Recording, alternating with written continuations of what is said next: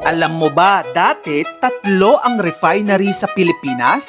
Caltex sa San Pascual, Batangas, Shell sa Tabangaw, Batangas City, at Petron sa Limay, Bataan. Pero ngayon, nagsara na yung dalawa at isa na lang ang natitira. Ano ba yung nangyari? Okay, bago natin pag-usapan yung dahilan ng closure, isang mabilis na explanation lang. Ano nga ba muna yung refinery?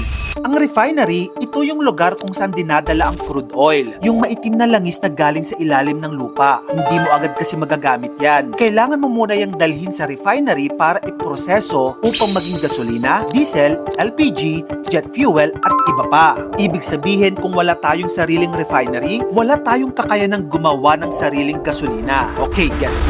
So, bakit isa na lang yung oil refinery dito sa Pilipinas? Dati kasi tatlo ito. Isa-isahin natin. Yung una, Caltex Refinery. Matatagpuan ito sa San Pascual, Batangas. Ito ang kauna-unahang oil refinery sa Pilipinas. Itinayo ito noong 1954 ng Caltex, which is pag-aari ng Chevron. Sa panahon na yan, malaking bagay ito kasi dito nagsimula ang local refining sa bansa. Hindi na kailangang puro import, kaya mas naging stable ang supply ng fuel. Pero noong 2003, nagsara na ang Caltex Refinery. Bakit? Dahil mas mura na ang mag-import ng finished fuel kaysa mag-refine pa sila locally. Kaya naman yung refinery nila sa San Pascual, Batangas, ginawa na lang import terminal.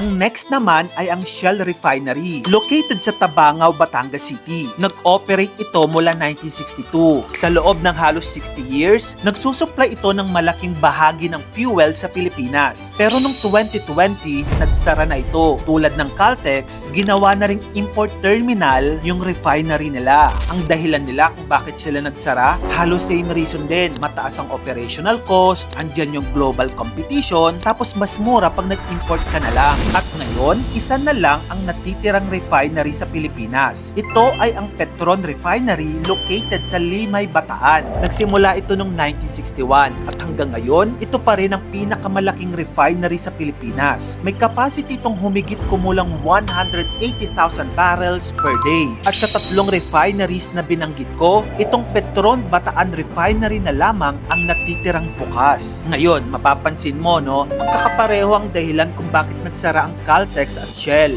Mahal kasi ang mag-refine ng langis. Ganito kasi yan, kapag refinery ang operasyon mo, kailangan mo ng bilyong-bilyong piso para sa maintenance. Kailangan mo ng mga highly skilled workers at mahal na environmental compliance. Pero teka muna, magkano ba kasi ang nagagasto sa pagpapatayo at operasyon ng refinery? At bakit hindi nila kayang i-maintain? Yung ibang bansa nga kaya naman, di ba? Bago natin sagutin yan, gusto ko lang i-share ng isa sa mga luxury ko sa buhay ay pumunta sa mga concerts. At ngayong Mayo, pupunta ako sa coolest music fest right now. Ito ay ang Circus Music Festival. Solid ng lineup nila. Parokya ni Edgar, Casey Tandingan, TJ Monterde, Maki at marami pang iba. Magaganap ito sa Parklinks Open Grounds, Pasig sa May 9, 2026. Balita ko nagkakaubusan na daw ng ticket, so secure yours now. Kita-kits! Okay, back to topic tayo. Kapag nagpatayo ka pa lang ng refinery, pwede nang umabot ang gastos mo from